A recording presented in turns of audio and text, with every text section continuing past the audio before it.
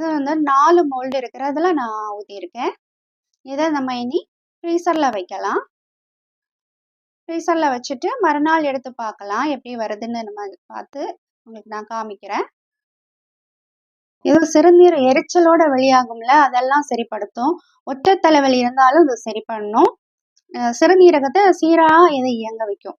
ஒரு 6 மணி நேரத்துக்கு அப்புறம் இதை நம்ம வெளியில எடுத்து பார்க்கும்போது அதில் அழகான பாப்சிக்கிள் சூப்பராக வந்திருக்கும்.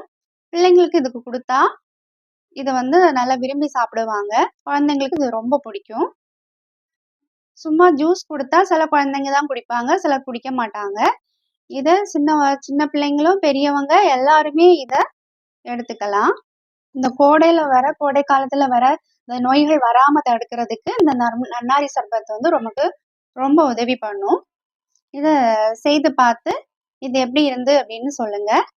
பிடிச்சிருந்தா லைக் பண்ணி சப்ஸ்கிரைப் பண்ணுங்க. தேங்க்யூ.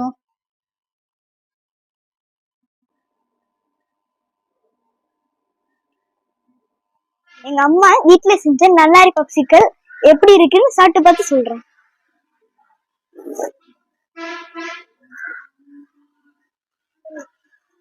சூப்பரா இருக்கு. வரட்டா.